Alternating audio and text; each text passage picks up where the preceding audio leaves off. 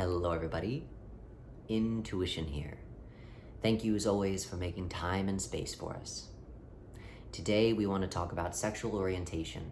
We want to talk about individuals that identify as straight or gay or lesbian or bisexual or asexual or whatever it is that their identification is. We hope to shed light on why they might identify in that way. As for the longest time, we've only understood the surface level of what it is that these individuals identifying in that way means. And because of that, it has caused a lot of chaos and disruption that has gotten us away from our individual evolutionary track and path.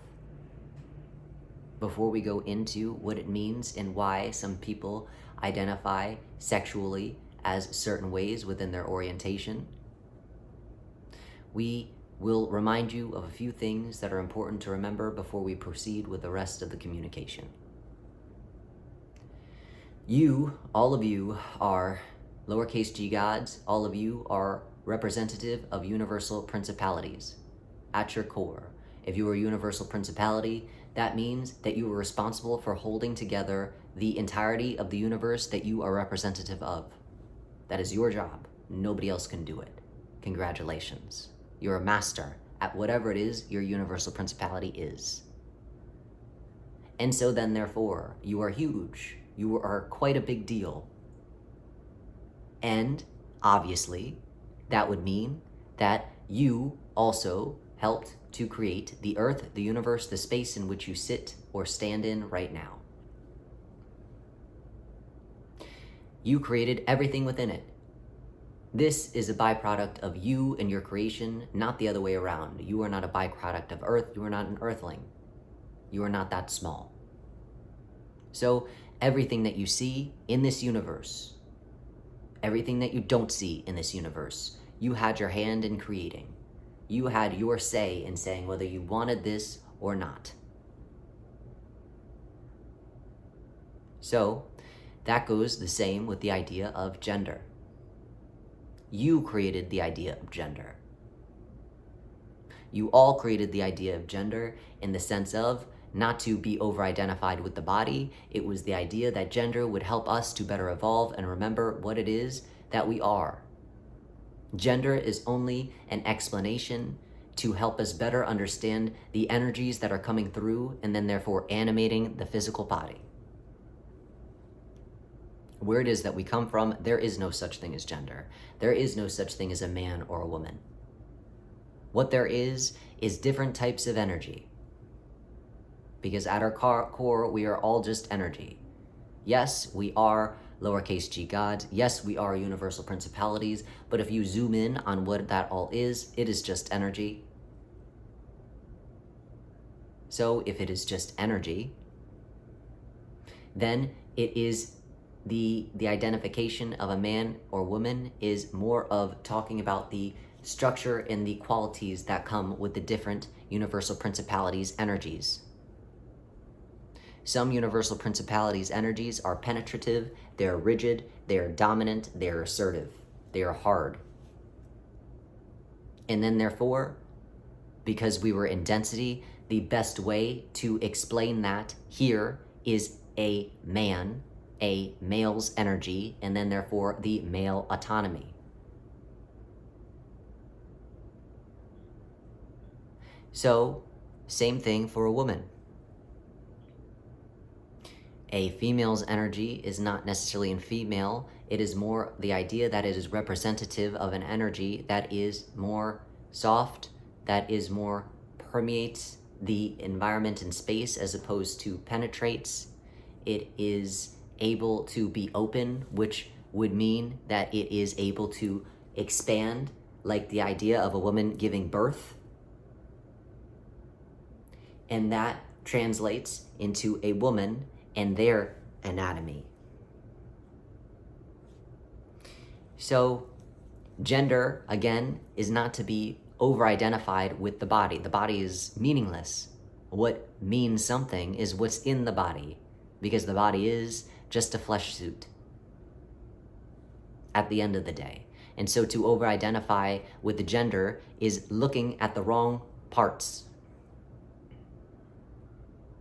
Because when you come in to a body, you have a choice. You choose whether you're going to be a male, you choose whether you're going to be a female, and you choose that based off of the idea of what would be most easy in my evolutionary process to remember who it is that I am and what it is that I have always been.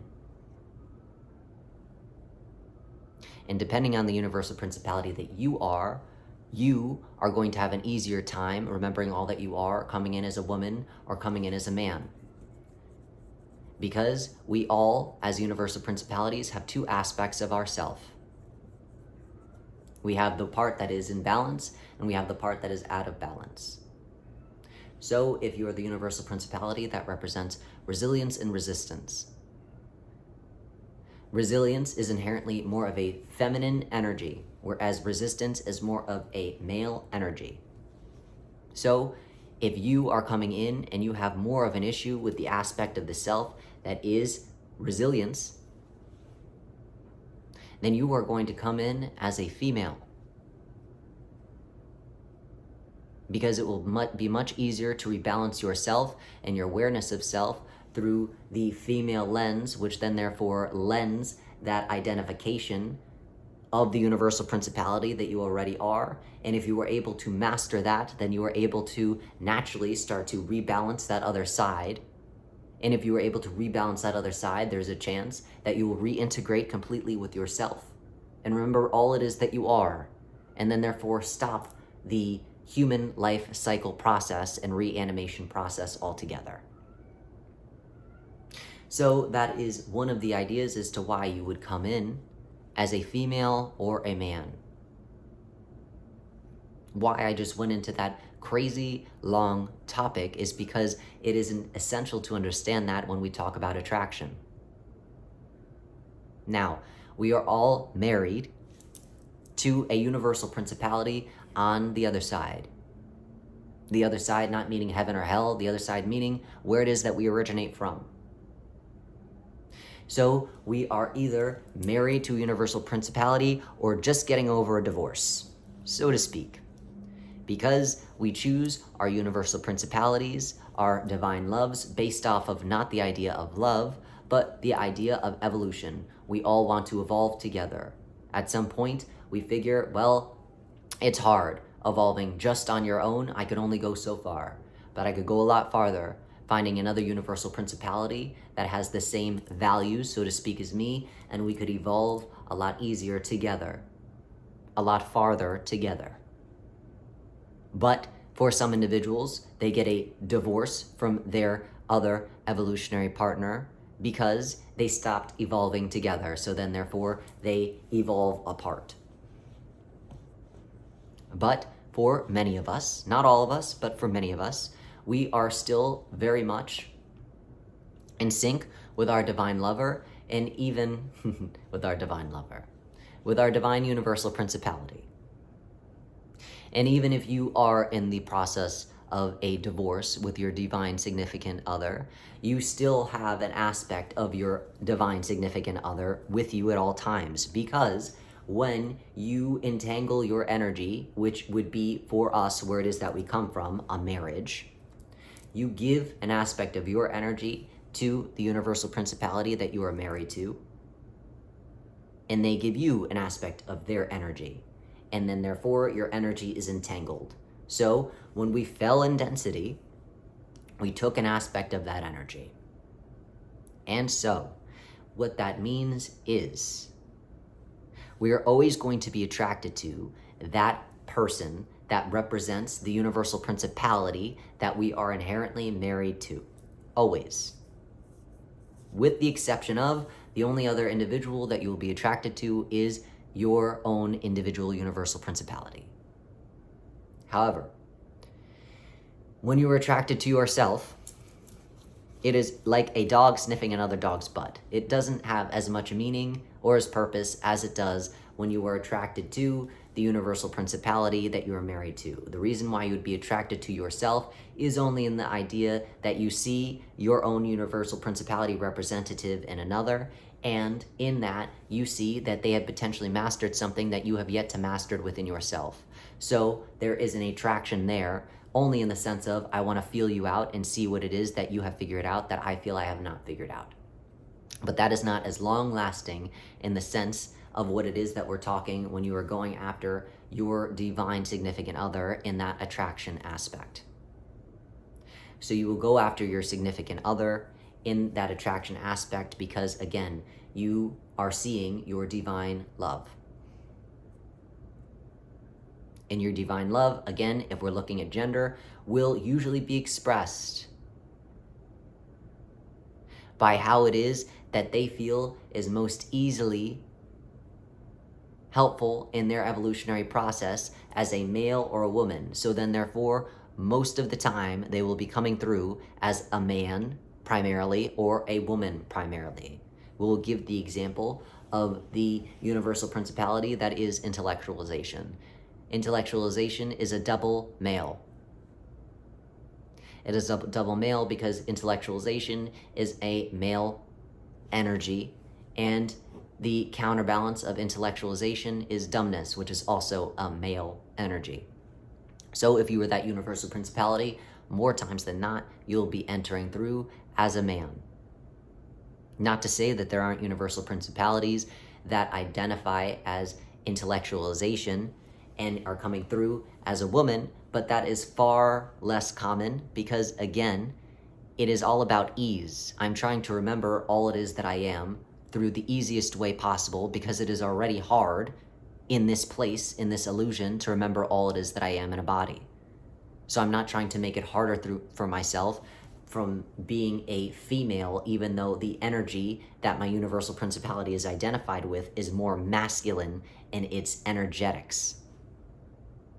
However, there must be a reason that a woman would be entering through when they identify as the universal principality. That would be intellectualization, and the counterbalance being dumbness. So we express all this to, in some way, demystify, take away the craziness of the idea that only lends to you seeing the surface of these individuals that identify as straight or gay or lesbian or bisexual or asexual, because there is so much more to it than just the surface level and the anatomy level that many of us are only in awareness of. Because, again, gender is not real.